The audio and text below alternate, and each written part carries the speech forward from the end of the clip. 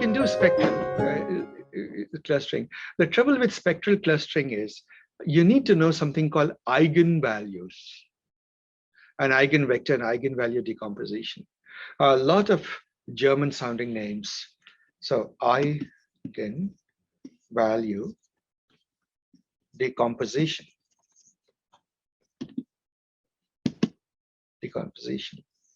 What in the world is this? So first, let me start with eigenvalue decomposition. This is something we talk about in the, actually, this is a good segue to dimensionality reduction and principal component analysis anyway. But today, I'll talk about it in great detail. But I'll give you a basic intuition. See, when somebody gives you a number, this is a very, very high level intuition. We will do the matrix decomposition very carefully when we do principal component analysis later. But suppose somebody gives you a number, big number, and you can decompose it into its prime factors. You feel you understood what it is built of, isn't it? Are we together? In the same way, when you get a matrix and you can decompose it into parts, and there are many matrix decomposition methods, but eigenvalue decomposition is quite interesting, and I'll tell you what it refers to. You feel that in one way you have gotten an insight, a visual insight into what that matrix is. So what happens is, remember we talked about covariance, right? So suppose you have two features, x1, x2. So you can create the variance of x1. So you can create sigma xx, x1, x1, sigma x1, x2, sigma, this is the covariance, right? Sigma x1, x2 is the covariance, x2, x1, and sigma x2, x2, right? Sigma squared, of course.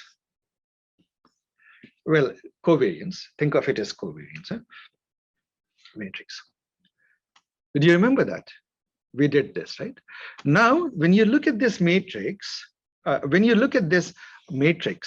well, of course, these two values will be exactly the same. It's a symmetric, positive. It's a symmetric matrix, not necessarily positive, symmetric matrix. Now, there's something very interesting about it. When two, and I'll just give it as a fact of life at this moment, because this is the end of the day and you may not be in a mood to retain a lot. So suppose I have data.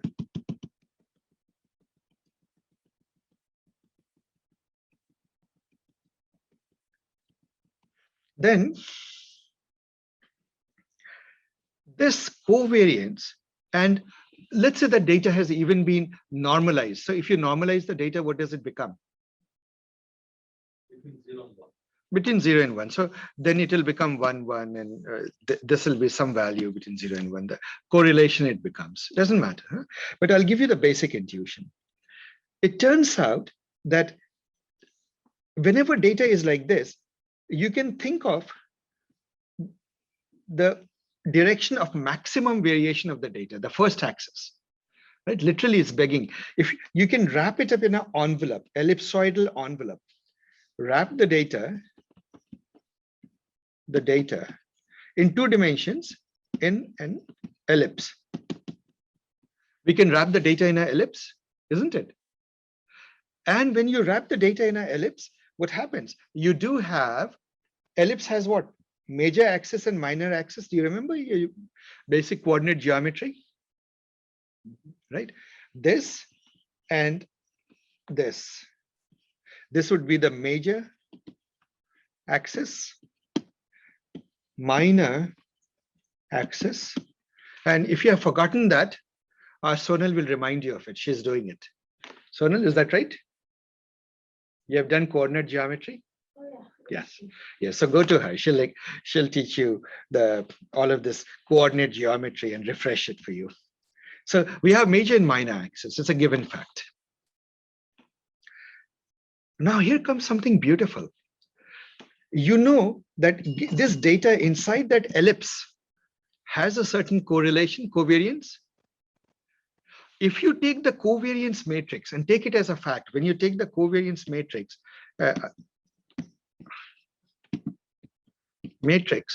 and you do an eigenvalue decomposition, Guess what it finds? It will be made up of a matrix. So let's say that you take a matrix, covariance matrix like this, M. It will become VD, V transpose.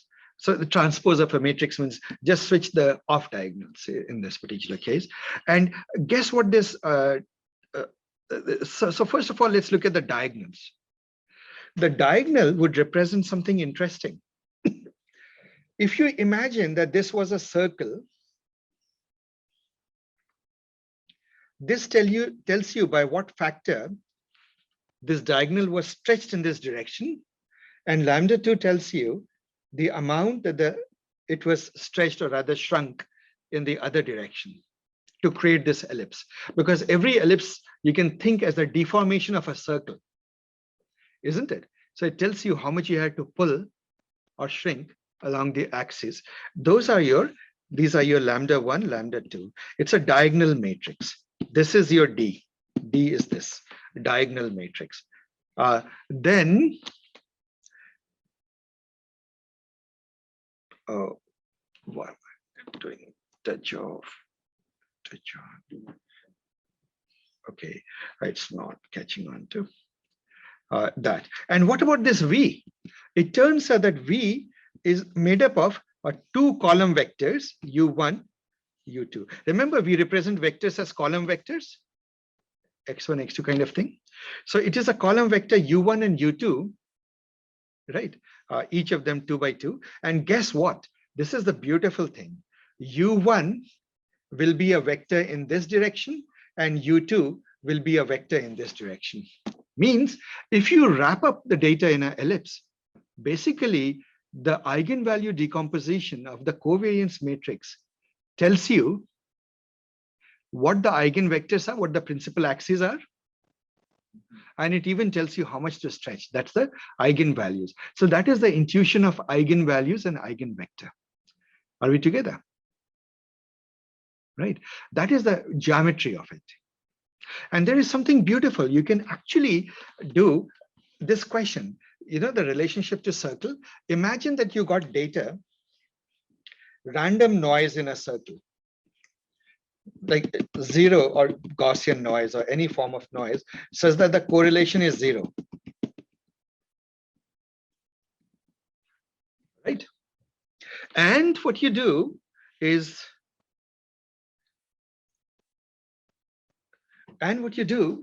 you take this data, this is data, and you apply to this data, X, you apply this covariance matrix, M. You pick your covariance matrix, and guess what will happen? This will transform this into literally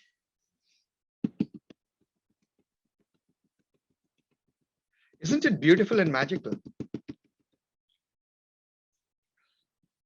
It will transform it into an ellipse whose covariance will be exactly given by the matrix, and whose directions, axis, will be given by the eigenvectors. Are you understanding it? I don't know if you find it. I find this quite amazing, actually, quite beautiful. This geometric way of looking at what it does, what eigenvalue, eigenvectors do, especially to data. Right? In fact, I'm almost halfway there to principal component analysis. This is a big intuition. Now, how, and we'll worry about it, and how do you compute eigenvalues? In practice, of course, you just use NumPy. In one line, it gives you the eigenvalue decomposition.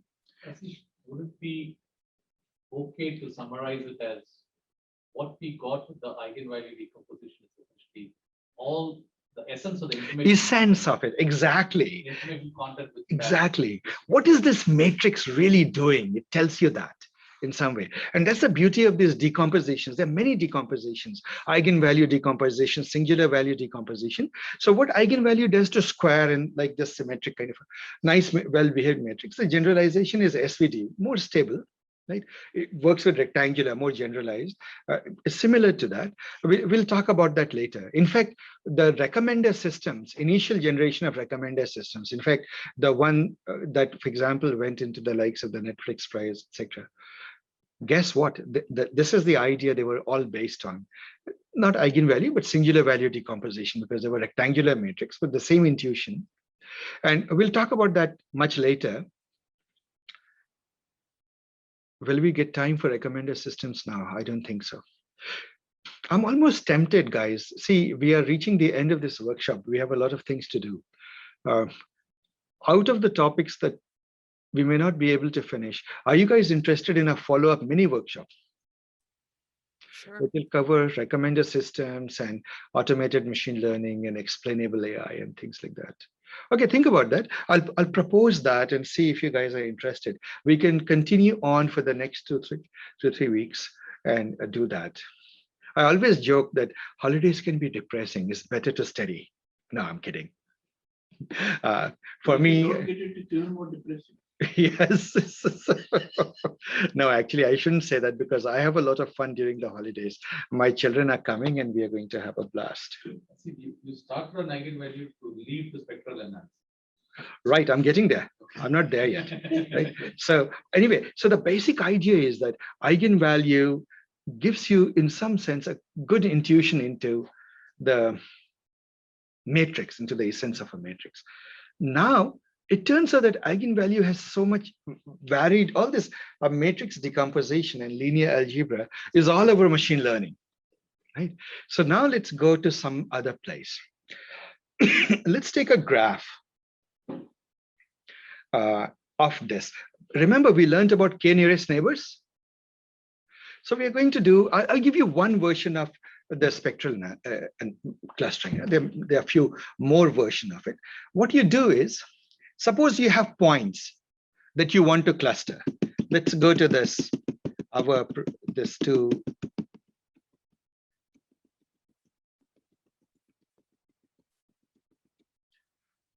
We consider each point as a node.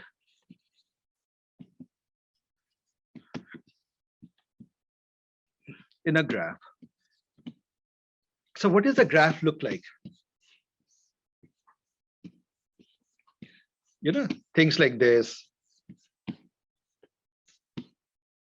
Something like this, right? Graph. Are we together? Do we know? Graphs are made up of nodes and edges. Graph G is a collection of nodes and edges. Are we together? Right. And so when you have a graph like this, that is all we need to know about a graph. Graphs looks like this. They're made up of nodes, and nodes are connected by edges. There's a variety of it. They can be directed graphs and weighted graphs. There can be weights to it and so forth. But I'll keep it very simple. All edge weights are one. Let's take. Now there are two approaches you can use. One is epsilon neighborhood. Number one, epsilon neighborhood and k nearest neighbor. Do these words ring familiar to you? Did we study it today? We did, right? We know both. So using either of these two methods, so suppose I take epsilon neighborhood. So I will take this neighborhood and all the points that are inside that epsilon, oops, sorry, my hand is causing it to move. Within the epsilon neighborhood of this point, right? So what you do is you connect this node to every point in its epsilon neighborhood, right? So you put all points are nodes and you connect it to all the neighborhood points.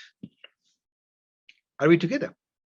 Or if you're doing KNN, the same approach, find the k nearest neighbors and connect this point to those points, make a graph like that, and continue doing this. Now do it for this. You will end up with a graph, isn't it? Once you end up with a graph, something, I don't know, this, something like that, then what you do is, now comes the interesting part. So get a graph. This is the part, build a graph. Now that we have built a graph, now comes a part that is interesting and a little bit graph theoretic. Suppose the graph has 5 nodes. So let me take a simple graph. 1, 2, 3, 4, 5.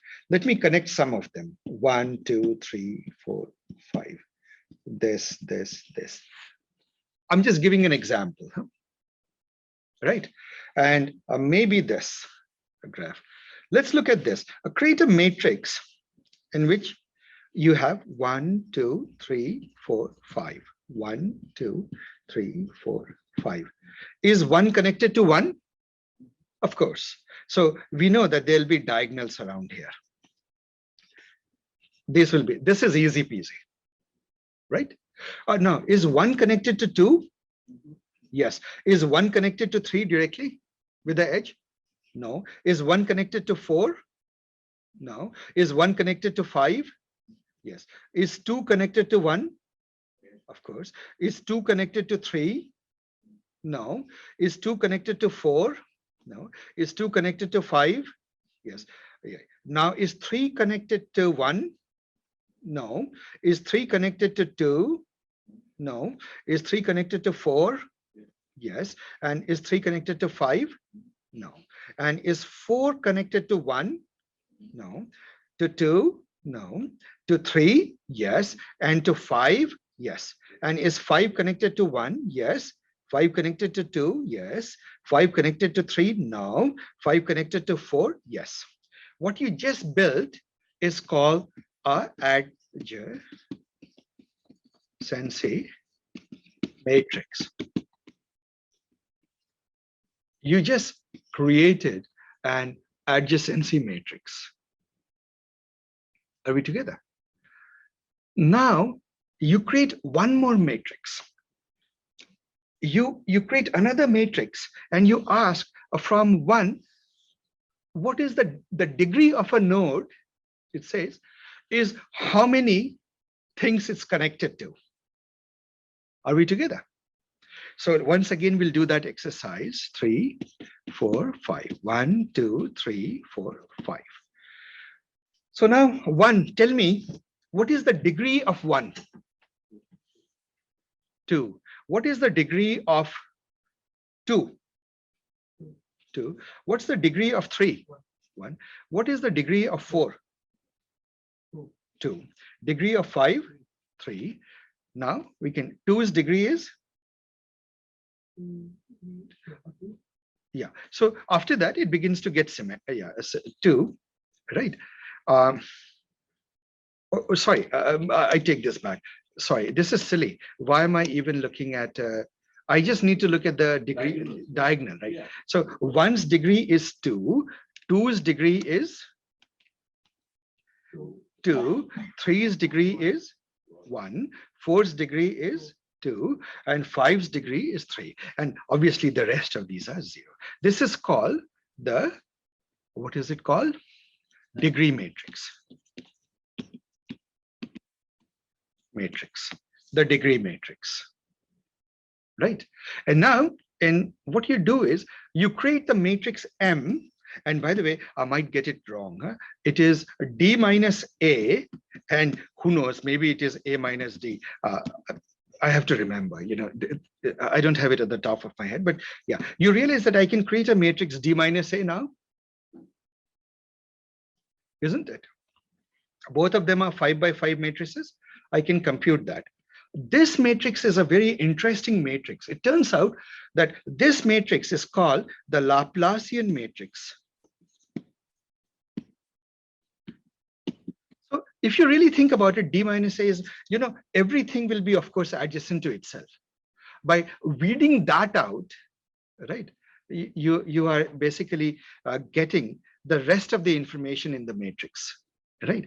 Now what happens is that this matrix has a lot of good properties. Graph theorists love it, right? One of its properties is that you can do eigenvalue decomposition of that.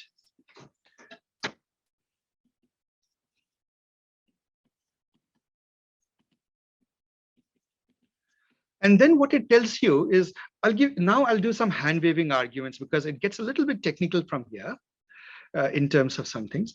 When you do the eigenvalue decomposition, you look at, you'll get some eigenvectors and so on and so forth, but look at the eigenvalues in particular.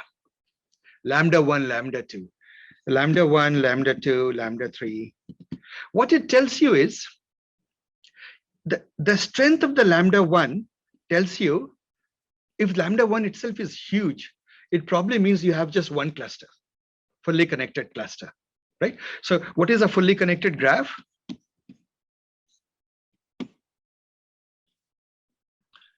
All points connect to each other. That's it, right? That's the asymptotic limit. So a small lambda, very small, close to 0 lambda 1 means there are actually two clusters, right? There are actually two clusters, right? And then likewise, lambda 2 is a measure that can I then break it up into yet another set of clusters, right? Go on partitioning. So that is the basic idea. And then now there is the mechanics of how do you detect those clusters and put those clusters together. They come from your eigenvectors and so forth. I won't go into that, but this is the basic idea. In this, what happens is that, see, you may ask, why don't we just use adjacency matrix and why do we need the degree? It has to do with the fact that adjacency matrix, right? Suppose you have, I'll take this typical moon shape, the half moon shape. When you look at the neighbor, right, it can switch over. Do you notice that? It can switch over and consider a point in the other one. And it turns out that when you look at the Laplacian and do the eigenvalue properly, in the reduced space, so what you do is you project data. Okay, let me finish the full argument. Let me tell you the whole argument. So every point in the original space, X vector, can be represented in the point in the dimensionality reduced. Now I'll explain the word dimensionality reduced. I was going to explain this after I taught dimensionality reduction, but okay. If you don't get everything now, remember I'll repeat it. Dimensionality reduced space. Now, what is dimensionality reduced space? What happens is, see, you get your lambda 1, lambda 2, lambda 3. If you sort them, you'll notice that their sizes go like this. So keep the big lambdas, lambda 1, lambda 2, lambda 3, and ignore lambda 4, lambda 5, lambda 6. Ignore them, right? And so when you look at the eigenvectors, your eigenvectors were, let us say, 6-dimensional, right? Any one of the eigenvectors was 6-dimensional. 1, 2, 3, 4, 5, 6 values. What you do is you keep only the top 3 values, you zero the other one. This is okay, this is okay, this is okay, right? So your vector now becomes only 3-dimensional, isn't it? So now every point you project it into the reduced dimensional space, right? Once you have reduced every point, so it's a mapping from this to a lower dimensional space. But remember, the eigenvectors are not coming directly by looking at the data space and doing eigenvalue decomposition. We will do that in principal component analysis. Here, we are looking at a graph. And graphs, Laplacian's eigenvalue decomposition, that's why this is considered an advanced topic and kept out of the books, usually, simple textbooks. So once you do that, in that lower dimensional space, let's say 2-dimensional space, what will happen is this will, your data will be much better separated out. And now you can apply your k-means. Simple k-means and get done with it, or density, or whatever you want. Are we together? So the whole point of this is you're leveraging graph theory, which says that there's this magical thing, not magical, it's a useful thing, Laplacian matrix. But the thing is, how do you make it into a graph? Connect each point to either its nearest neighbors or all points in the epsilon neighborhood of the data space, right? You get a graph. Now that you have a graph, it was an intellectual journey. First, create a graph somehow. Created a graph, create an adjacency matrix, degree matrix, then create the Laplacian, then do the eigenvalue decomposition, then keep only a few axes, throw away the rest. So you have lower dimensional space. In the lower dimensional space, go ahead and do clustering. And it works better. That is spectral clustering. How many of you got it? You got it. Oh, really good. Nice. Nice that you. Those of you who are on the Zoom. Did you get it? Like, did you get the basic idea of what we are doing? Barely. We'll repeat it, don't worry. Once we do dimensionality reduction, all of this will make a lot more easier sense. And we'll revisit eigenvalue decomposition again. Did I miss the part where you transformed from the problem statement to the graph? Okay, let me do that again. So suppose you have data. Let me show the whole intellectual journey in one single swoop. Suppose you have data like this. And then you have another, what you honestly know is another cluster, which is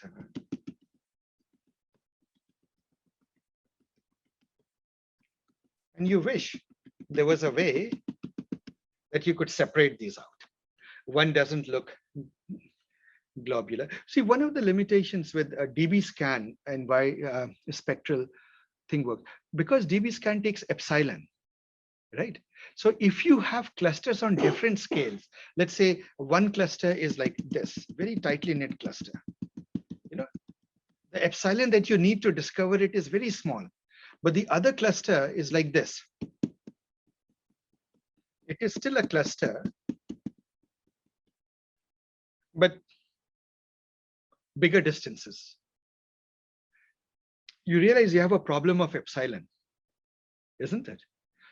That's where spectral works. So from this, the journey is you connect each point. So first, number one. Okay, let me write all steps separately. Why am I not able to erase it? Okay, might as well write it. Yeah, I'll write all of these. Number one, consider each point as a node. Are we together? Number two, connect each point to its, either you have a choice, epsilon, neighborhood, directly reachable points, or k nearest neighbor, or pick one, doesn't matter, pick one method, right? So now what do you have? Connect each. So you now have therefore you have a graph G. Would you agree, Premjit? Either I connect each point to neighboring points using the epsilon neighborhood or k nearest neighbor. But now there are edges in the, if initially you started out with just n nodes, one for each point, but no edges. Now you have edges. And now therefore you have a graph of, sorry,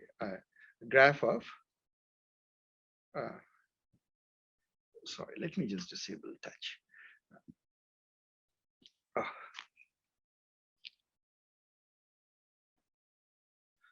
You have a graph of nodes and vertices. Would you agree? Nodes and edges, sorry. Vertices is nodes, yeah. You have that. Now the number 3 step, build adjacency matrix. The graph can be cyclical. Yeah. Because it can go. Of course, yeah. And in this example, I took undirected graph. Let's keep it simple for now. And you know, there is a possibility of weights. For example, if it is weighted, then the adjacency matrix will not just contain ones, it will contain the number, the weight, right? 4, build the degree graph. Oh, sorry, degree matrix. What am I saying? Degree matrix D. Number 5. What was the degree matrix for? The degree of a point of a node is the number of edges on that node. So let's go back and review what was the degree. So for point 1, how many edges do you see?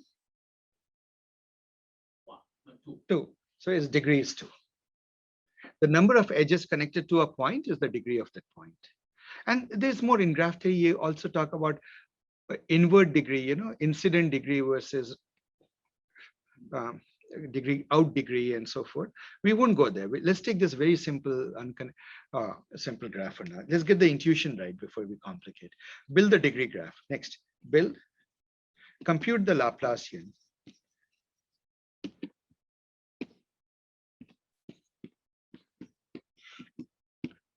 And gosh, I hope I get this Laplacian right. I'm writing it as It's D minus A. D minus A. Yeah, D minus A. I think I got it. In the beginning, I wrote it wrong.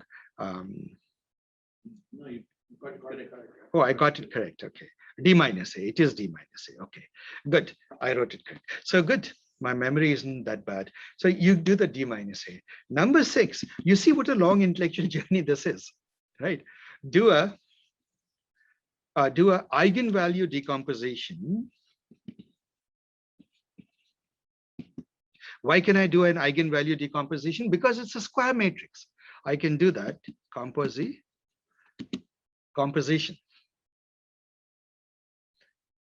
sort of a symmetric square matrix. Eigenvalue decomposition. Number 6. Number 7. Look at the eigenvalues. Zero out the small ones, throw away some dimensions.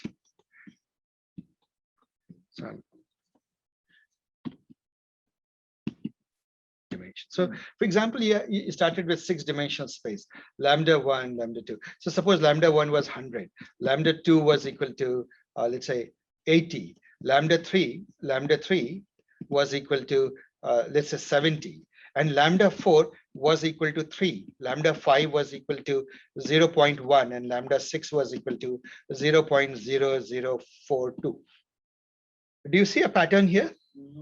Right? You can say throw this away. So 3 dimensions you threw away, right? You say that I'm going to keep my space. So keep your eigenvalue, eigenvector. So 8th step is keep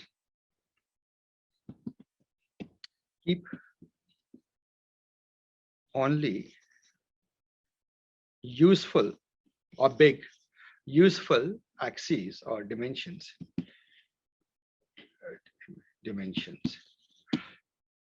In the eigenvector. Can I stop you over there? Yeah. This piece that you threw away, right? Lambda 4, 5, and 6. Are those the outliers or things that are outside? No. Yeah. So basically what it means is whenever you create data, so if you go back to the covariance matrix, see, because this is a whole topic I'll discuss in detail next time. We don't have enough time. Here's the thing, hold that thought in your mind. Let me give you the intuition, nothing to do with outlier. It has to do with the fact that there are certain things that don't matter, and it has just discovered things that don't matter. It has found, yeah.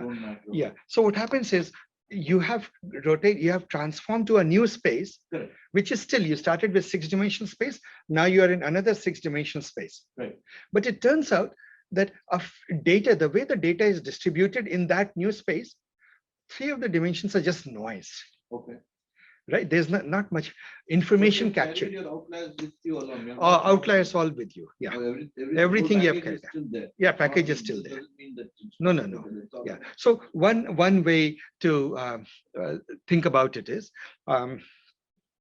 see, imagine that in this room, there is a diagonal plate.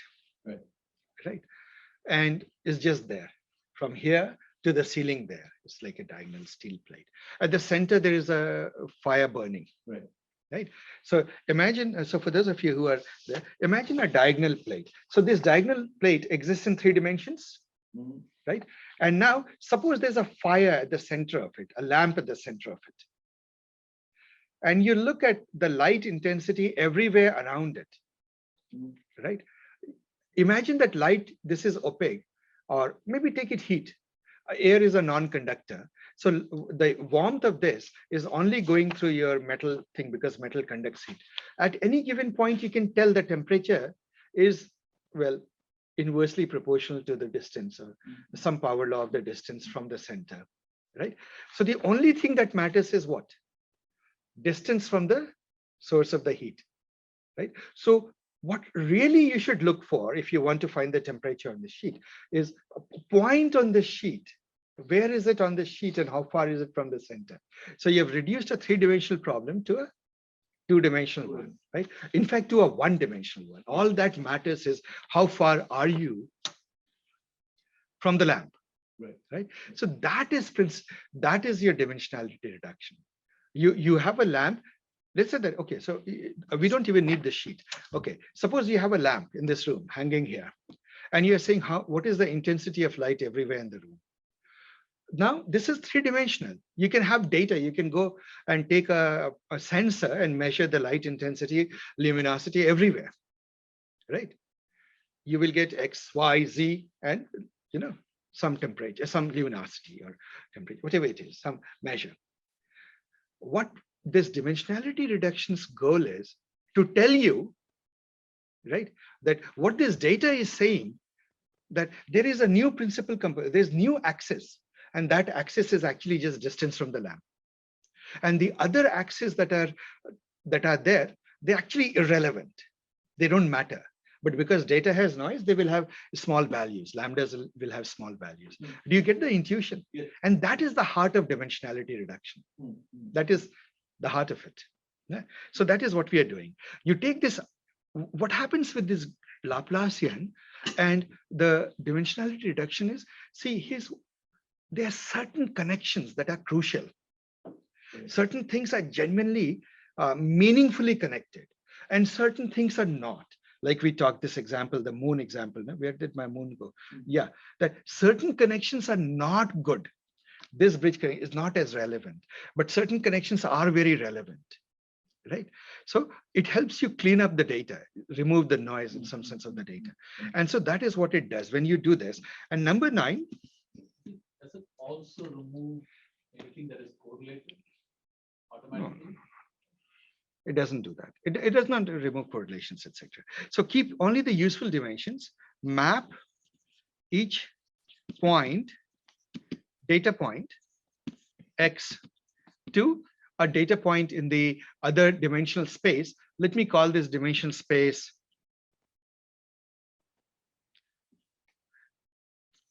xi to chi I, right? This vector. Map it to lower dimensional space. And then number 10, go cluster in the space. That's it, right? And you can use k-means or whatever. So if you read actually the paper on Spectral, it's rather intimidating, right? It will take you through a very complicated journey. And there are technical issues here, some of them. But this is the basic intuition. Consider each point. You got through the journey? These are the steps to do These are the spectral clustering. That is right. That's how you get to it. And in a way, it boils the problem down to meaningful dimensions, where using graph theory, and from there you can do the clustering.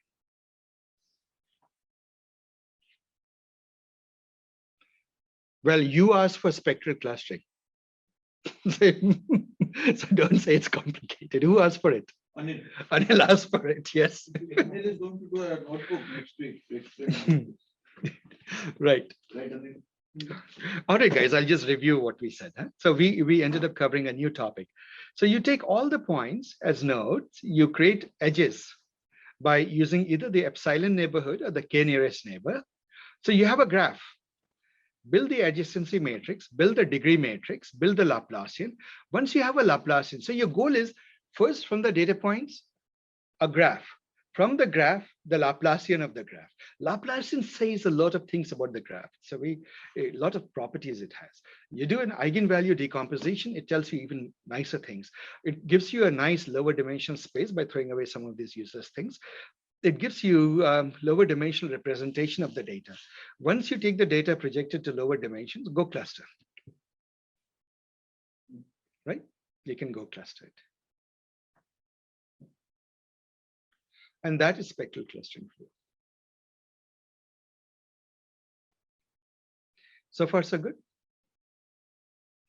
Right. Well, actually, there's more to it. So this is like similar like what you do spectral analysis, kind of that element analysis that you do. Right. You get the basic parts of it and then bring it all together. Yeah. Is that the notion of the spectral part of it? Sort of like that. So guys, I mixed up one thing. I just realized. Usually what you do is you do spectral clustering. It's spectral to bring it down to lower dimensions. Yeah. Right? And then you just go cluster, Cluster. whichever way. That is it. Right? So long journey, guys. Huh? So all right, it's 5. Do you want to one more topic or go home?